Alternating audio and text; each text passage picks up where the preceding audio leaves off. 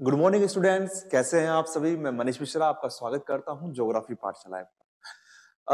अभी हमारी जो भूगोल में जो यात्रा चल रही है, मैं साथ में आपको पाठ भी करा रहा हूं, साथ में आदिवासी परीक्षा के पेपर भी चल रहे हैं और मुझे उम्मीद है कि आपको वो उसमें आप अच्छा देख रहे होंगे, अच्छी तरह से मेहनत कर रहे होंगे और आपके लिए काफी बेनिफिशियल भी होगा।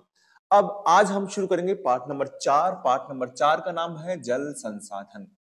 पाठ को शुरू करने से पहले हम इसकी भूमिका बनाएंगे कि भाई संसाधन होते क्या हैं। आपको पता है, कई बार बात हो चुकी है कि वे वस्तुएं जो मनुष्य के उपयोग में आती है, उसके जीवन को सरल बनाती है, वो संसाधन कहलाती हैं। और उसमें अब जल की बात करेंगे, हम भूमि संसाधन की बात कर चुके हैं, तो जल संसाधन की बात करते हैं।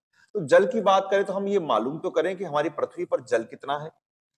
अगर हम जल की बात करते हैं तो हमको ये मालूम होता है कि हमारी पृथ्वी पर 70% भाग जल है और मात्र 29% भाग क्या है, स्थल भाग है। यानी हमारी जो पृथ्वी है उस पर जल जो जलीय भाग है, जो जल भाग है वो कितना है, 71%। और स्थल जो भाग है वो है 29%। और अगर इनको आप ऐड करेंगे तो टोटल 100% ही आएगा। ठीक है, ये कुछ आंकड़े हैं, ये आपको याद रखने चाहिए, क्वेश्चन भी आता है कई बार इसके अंदर। अच्छा, एक फैक्टर और भी है इसके अंदर।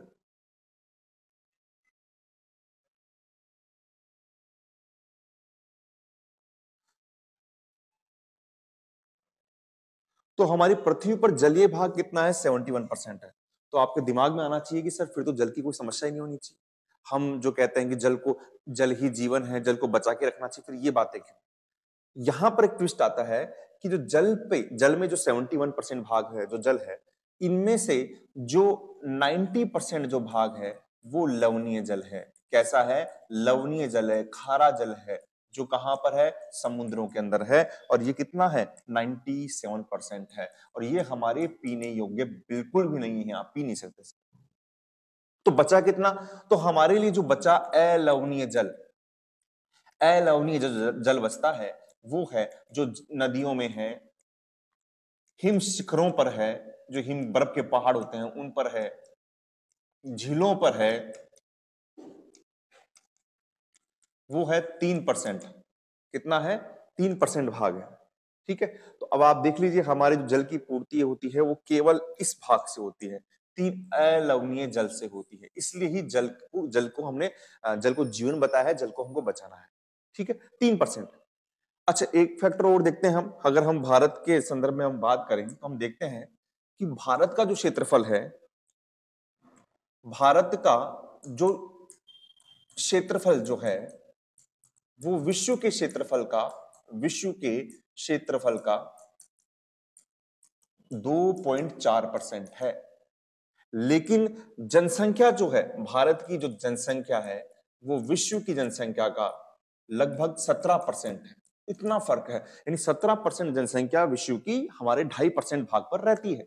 और अगर जल संसाधन की बात करें कि भारत का जो जल संसाधन है, भारत का जल संसाधन है वो विश्व के जल संसाधन का 4% है।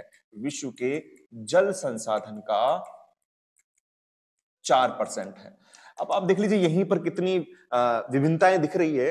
अगर आपको पता हो कि हम जो है अभी इस वक्त वर्तमान में विश्व में पहले स्थान पर आ गए हैं जनसंख्या में। हमने हमने चीन को पछाड़ दिया है ऑथेंटिक रूप से, अभी तक हम आ चुके हैं। और हमारे पास जल संसाधन मात्र 4% है। तो जल हमारे लिए समस्या है। हमको जो भी निर्भरता है वो कहां पर है, वो अलवणीय जल के ऊपर है। ठीक है, अब हम भारत के अंदर बात करते हैं कि भारत में जल की हमको जो प्राप्ति होती है वो किस रूप में होती है। देखिए, अगर हम जल की प्राप्ति की बात करें तो जल जो हमें मिलता है वो वर्षा के रूप में मिलता है, या उसे कहें वर्षण कह सकते हैं हम, वर्षण के रूप में। देखिए, वर्षण का मतलब होता है कि जल या तो आपको हिम के रूप में मिलेगा, जैसे जो बर्फबारी होती है, या फिर जल के रूप में मिलेगा। तो ये जितना मिलता है वो है हमारे 4000 घन किलोमीटर, इतना जल हमको मिलता है। ठीक है, इस 4000 जो घन किलोमीटर है इसमें नदियों का जल, यानी यानी हम बात कर सकते हैं धरातलीय जल। नदियों की कैसे बात करेंगे, इसमें तालाब भी हैं, सब आ गए। धरातलीय जल और प्लस पुनः पुनः जिसको हम काम लेते हैं, पुनः योग्य भौम जल जो है, वो जो भौम जल है वो होता है हमारा 1869 घन किलोमीटर। ठीक है, बाकी जल कहां गया? समुद्रों में चले गया। नदियां बहती है तो समुद्र में जाती है, तो ये जल है। अब धरातली जल में अगर आप बात करें तो धरातली जल कौन सा है? आपको जो नदियों के रूप में है, तालाब के रूप में है, झील के रूप में है, ये सब धरातली जल है।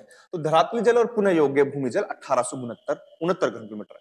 इस 1869 घन किलोमीटर का केवल 60% भाग हम काम ले पाते हैं। तो यानी जो हमारे काम में जो आ रहा है, काम में आने वाला जो जल है, काम में आने वाला जो जल है वो है 1869 का। आप 60% निकालेंगे तो लगभग 1122 घन किलोमीटर हम जल काम में लेते हैं। तो बेटा देखो ये क्या है? ये देश का कुल उपयोगी जल संसाधन भी कह सकते हैं। कुल उपयोगी जल संसाधन हमारा ये है। ठीक है, अब हम बात करें, आगे हम बात करते हैं कि हम जल संसाधन को, यानी भारत में या कहीं पर भी बात करें, जल संसाधन को दो भागों में बांटते हैं। जल संसाधन को पहला जो है वो है धरातलीय जल संसाधन, धरातलीय जल संसाधन, और जो दूसरा है वो है हमारा भौम जल संसाधन या भूमिगत भौम जल संसाधन। अब हम यहां बात करते हैं धरातली जल संसाधन की। देखिए, धरातली जल संसाधन की बात करें, धरातली जल संसाधन की, तो जो धरातल पर दिख रहा है तो हम मुख्य रूप से चार भागों में बांट सकते हैं। इसमें नदी आ गई, तालाब आ गई, झील आ गई और तलैया आ गई। ये चार भाग हैं जो धरातली जल संसाधन के रूप में हम इसको देखते हैं। तो धरातली जल संसाधन जो है वो उसके चार भाग हैं। कितने भाग हैं? चार भाग हैं। और चार भाग कौन कौन से हैं? एक तो आप बात कर सकते हैं नदी है, फिर एक बात कर सकते हैं तालाब है, एक बात कर सकते हैं आप झील है, और तलैया है। ये चार भाग। इनमें से अगर हम बात करें कि हमारे जो नदी बेसिन है, अगर हम भारत की नदी बेसिनों की बात करते हैं, नदी बेसिन जो है, उस नदी बेसिन में जो वार्षिक जल प्रवाह है, जो पूरे साल का जल प्रवाह है, वो होता है 1869 घन किलोमीटर। 1869 घन किलोमीटर, जिनमें से हम काम कितना लेते हैं? जिनमें से हम काम ले रहे हैं, यानी काम में आने वाला जो जल है, काम में आ रहा है जो जल है, वो है मात्र, ये एक समस्या है हमारे साथ, वो है 690 घन किलोमीटर। यानी 690 घन किलोमीटर ही हम इसको काम में ले रहे हैं। इतना जल भी क्यों आ रहा है आप समझिए। जैसे हम भारत की अगर हम नक्शा बनाए रफली, तो हमारी उत्तर भारत की जो नदियां हैं वो 12मासी नदियां हैं। 12मासी यानी हमेशा बहती रहती है, क्योंकि यहाँ समुद्र हिम शिखर होते हैं, पिघलते रहते हैं, तो यहाँ बर्फ बर्फ के कारण बहती रहती है। और दक्षिण भारत की जो कावेरी है, कृष्णा है, गोदावरी है, ये सब नदियां क्या है, जो वर्षा पर निर्भर होती है। तो यहाँ पर आप देख सकते हैं, मैंने बताया आपको कि उत्तरी भारत की नदियां 12मासी नदियां, जबकि ये वर्षा पर आधारित है। और एक खास बात और ये है कि हाँ, केवल एक नदी आती है आपके दक्षिण भारत की, कावेरी नदी, जो हमारे दोनों मानसून से जल प्राप्त करती है। मानसून में आप पढ़े होंगे आपने, आपके अरब सागर के मानसून से भी और लौटते हुए मानसून से भी जल प्राप्त करती है। इस कारण ये 12मासी नदी है। ये तो सारी वर्षा पर आधारित है। लेकिन खास बात यह है कि हमारी जो भी नदियां हैं, उत्तरी भारत की जो नदियां हैं, उत्तरी भारत की नदियां हैं, उसका अधिकतर जल कहाँ चल जाता है? समुद्रों में चल जाता है। जबकि दक्षिणी भारत की जो नदियां हैं, दक्षिणी भारत की जो नदियां हैं, उसका जल हम उपयोग में ले लेते हैं, उपयोग में लेते हैं। ठीक है, ये चीज हो गई। अच्छा, इसका दूसरा जो पार्ट था वो है भौम जल संसाधन। भौम जल संसाधन क्या होता है? भौम जल संसाधन वही जो पानी बारिश से हो रहा है तो कुछ धरातल पर रहता है, कुछ भूमिगत रिस कर जमीन में चला जाता है। तो उनमें से अगर हम बात करें तो कुल पुनः पूर्ति योग्य, जिसको हमने काम ले लिया, पूर्ति योग्य भौम जल संसाधन है, वो मात्र कितना है? वो मात्र 432 घन किलोमीटर है। यहां पर घन क्यों आ रहा है आपको पता होगा, घन आयतन के हिसाब से लेते हैं। पानी आएगा तो उसकी लंबाई भी होगी, चौड़ाई भी होगी, ऊंचाई भी होगी, इसलिए घन आ रहा है ना। क्षेत्रफल में वर्ग आता है, आप ध्यान रखिएगा। तो ये है। और हम बात करें कि हमारा जो सबसे ज्यादा भूमि जल संसाधन का उपयोग होता है वो होता है उत्तरी पश्चिमी भारत में और प्लस दक्षिणी भारत के अंदर इस भूमि जल संसाधन का सबसे अधिक उपयोग होता है। उत्तरी पश्चिमी भारत की बात करें तो यहां पर आता है पंजाब, हरियाणा, उत्तरी राजस्थान, यहां पर होता है। और दक्षिणी भारत की बात करें तो स्पेशल कौन सा, तमिलनाडु के अंदर यहां पर भूमि जल संसाधन का सबसे अधिक उपयोग होता है। यहां पर उपयोग होने का कारण क्या है, हरित क्रांति है। ठीक है, हरित क्रांति के कारण, इस कारण ये कहा गया अगर इसी तरीके से उपयोग करता रहा तो भविष्य के अंदर जो भूमि जल संसाधन है वो हमारे लिए बिल्कुल लुप्त हो जाएगा, भविष्य की पीढ़ी के लिए कुछ भी नहीं बचेगा। ये आपने पढ़ लिया। अब देखिए एक जल संसाधन हम जो हम पढ़ना इसमें पढ़ने जाएंगे वो है, तो उसको बोलते हैं लेगून।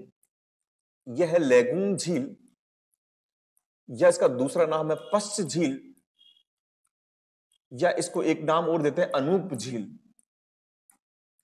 ये नाम है।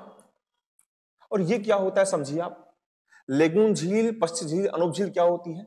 मान लीजिए ये कोई तटीय रेखा है, तो तटीय रेखा के पास के अंदर यानी समुद्र तटीय तट जो तट होता है, इसको आप यूं समझिए, थोड़ा सा इस तरीके से समझिए कि समुद्र तट के पास में कुछ ऐसा पानी का उथला भाग होता है जो किसी भी अवरोध के कारण, या तो वो क्या होता है, यहां पर कोई अवरोध है, या तो समुद्र से आंशिक रूप से अलग होता है या पूरी तरीके से अलग होता है। मान लीजिए यहां पर एक लाइन आ गई, एक पत्थर की दीवार, एक मतलब चट्टान है या कुछ भी मान लीजिए, तो ये जो जल होगा, यहां पर जो जल होगा, यहां पर ये क्या होगा, आपका लेगून झील कहलाएगा। तो लेगून झील क्या परिभाषा बनेगी इसकी, कि समुद्री जो रेखा होती है, समुद्री रेखा होती है तट रेखा के पास में, वह उथला भाग जो आंशिक रूप से या पूरी तरीके से समुद्र से अलग होता है, उसे हम लेगून झील या पश्च झील कहते हैं।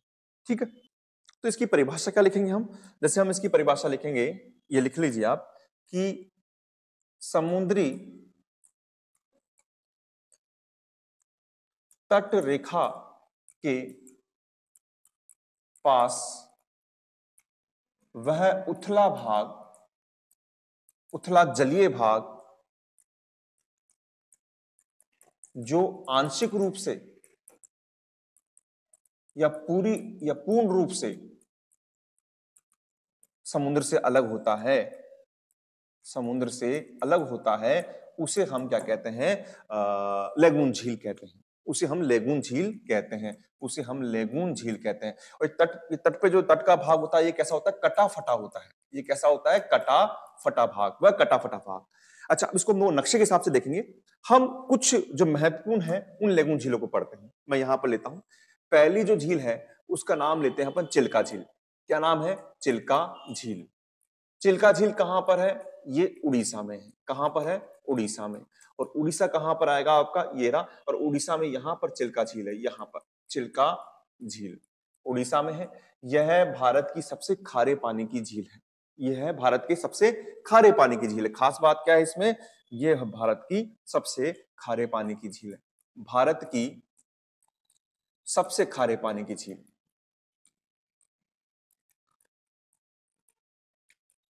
तो ये भारत की सबसे खारे पानी की झील है। अगर राजस्थान की बात करें तो सांभर का आता है बड़ी झील में, और पंचभद्रा का नाम आता है, ये आपने सुना होगा। अच्छा, दूसरी झील की हम बात करें इसके अंदर, वो है पुलिकट झील। पुलिकट झील। अब पुलिकट झील कहां पर है, पुलिकट जो झील आएगी वो आपके पास में आएगी तमिलनाडु और आंध्र प्रदेश के पास में, दोनों के बीच में है।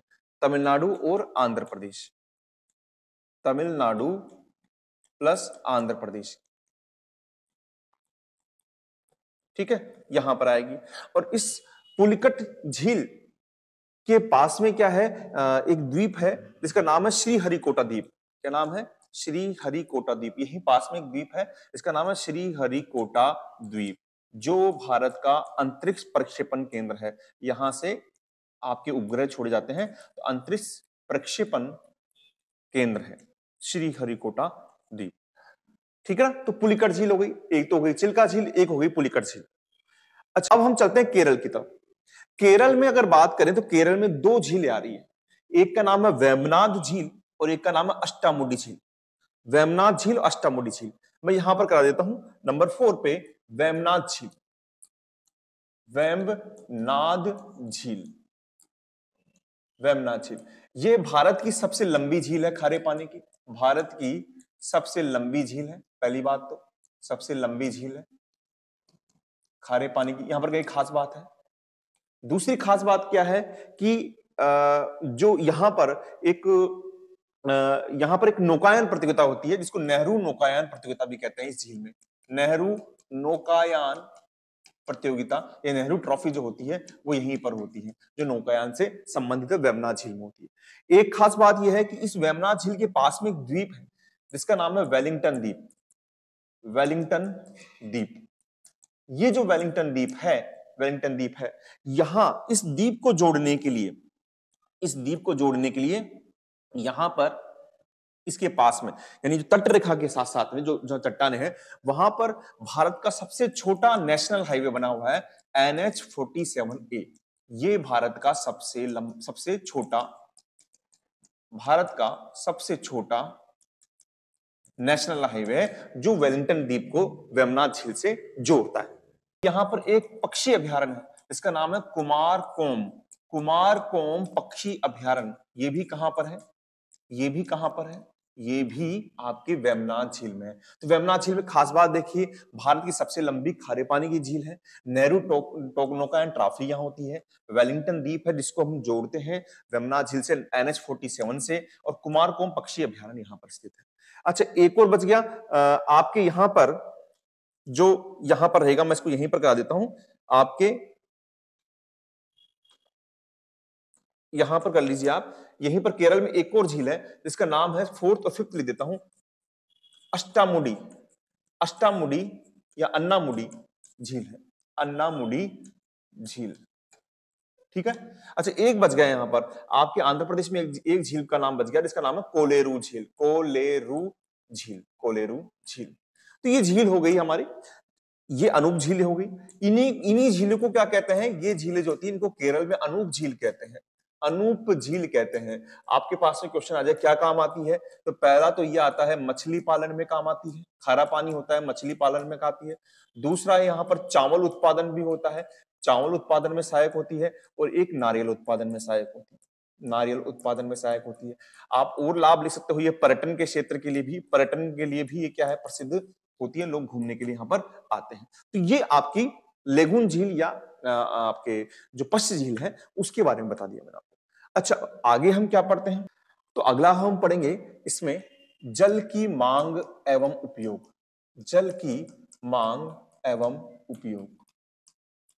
क्या है इसमें? देखिए, जल की मांग और उपयोग में देखिए, आपको पता है जल की मांग क्यों है।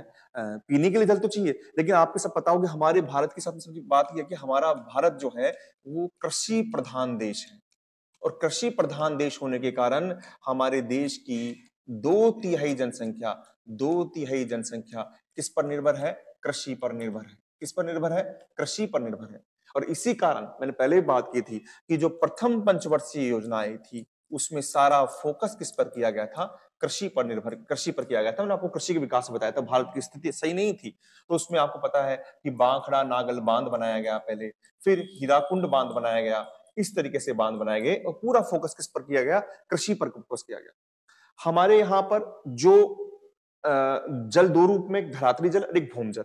तो अगर हम बात करें धरातली जल की, बात करते हैं धरातली जल है, इसका 92% जल, ये हम कृषि में बात कर रहे हैं, कृषि में 92% जल कृषि में काम आता है, कृषि में।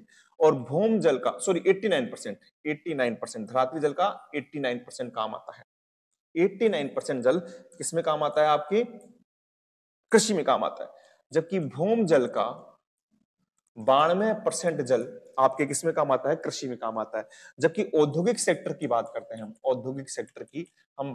हैं तो यहां पर धरातली जल का मात्र 2%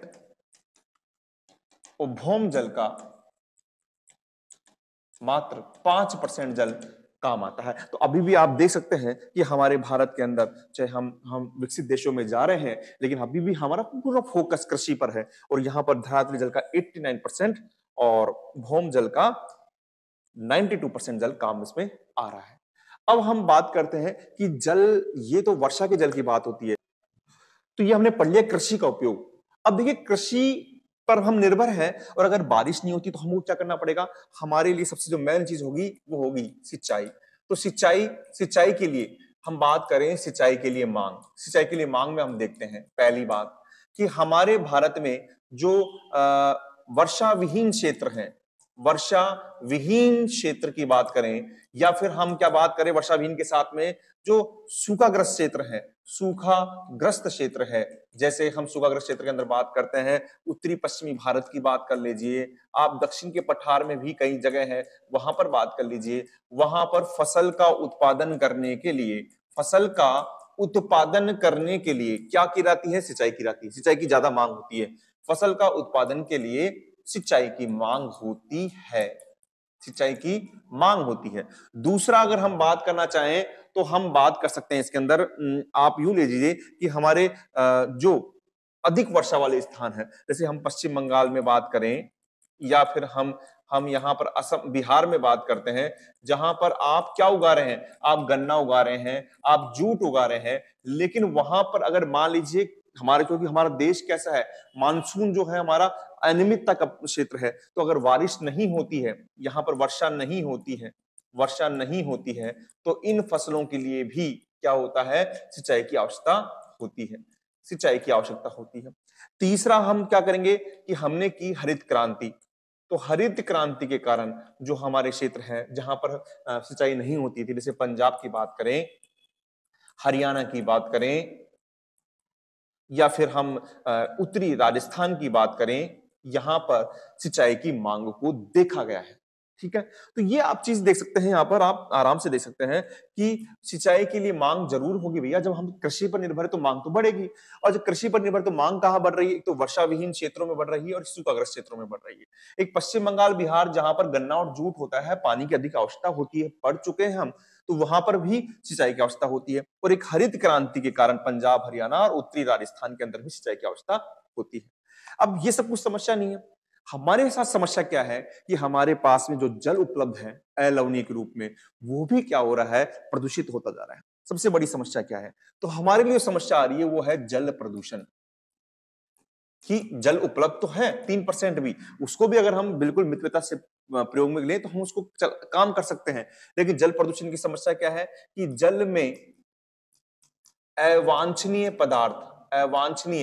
पदार्थ की मैं बात कर चुका हूं। अगर अर्धवार्षिक पेपर देखेंगे आप, अवांछनीय पदार्थ जैसे सूक्ष्म जीव या मान लीजिए कीटनाशक मान लीजिए, या फिर अपशिष्ट मान लीजिए, जो कैसे भी अपशिष्ट हो, घरेलू अपशिष्ट हो, औद्योगिक अपशिष्ट हो, अपशिष्ट के मिल जाने पर उनका प्राकृतिक स्वरूप बदल जाता है या प्राकृतिक संगठन बदल जाता है। प्राकृतिक संगठन, जैसे जल का संगठन क्या होता है? जल में रंग नहीं होता, जल में गंध नहीं होती, जल में स्वाद नहीं होता। लेकिन अगर ये बदल जाता है, प्राकृतिक संगठन बदल जाता है तो उसे हम जल प्रदूषण कहते हैं। क्या कहते हैं? जल प्रदूषण कहते हैं। ठीक, तो आप देख रहे हैं ये जल प्रदूषण है, जल प्रदूषण। अब समस्या क्या आ रही है? अब आप देखो, हम अगर बैक से बात करें, आप समझिए स्थिति को। अगर हम बात करते हैं, हमने बात करें कि जल संसाधन हमारे यहाँ पर कैसे हैं।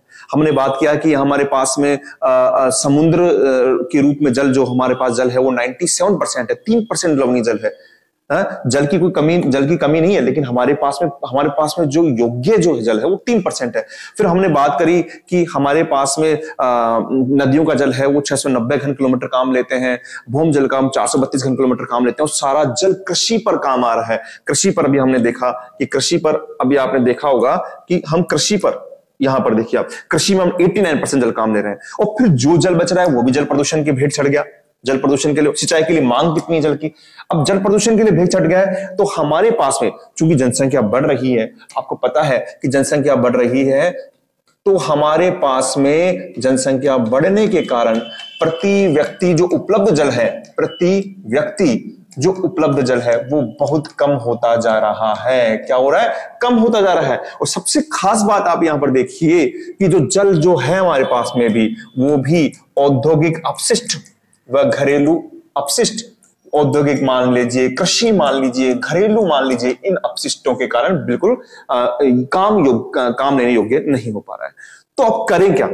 तो अब करें क्या? देखो रटना नहीं है, आप चीजों से लिंक करके बढ़े। आप लिंक करके आ रहे हैं। अब हमको करना क्या पड़ेगा? जल का संरक्षण करना पड़ेगा और जल का प्रबंधन करना पड़ेगा। जल का संरक्षण एवं प्रबंधन।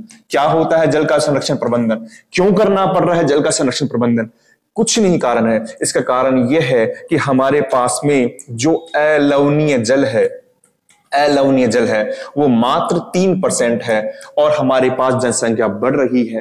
तो अलवणीय जल, जनसंख्या बढ़ने के कारण अलवणीय जल पर क्या हो गया है? भार ज्यादा आ गया है, जिसके कारण भावी पीढ़ी है उसके लिए अलवणीय जल को संरक्षित रखने के लिए, सुरक्षित रखने के लिए हमको जल संरक्षण और प्रबंधन की आवश्यकता है।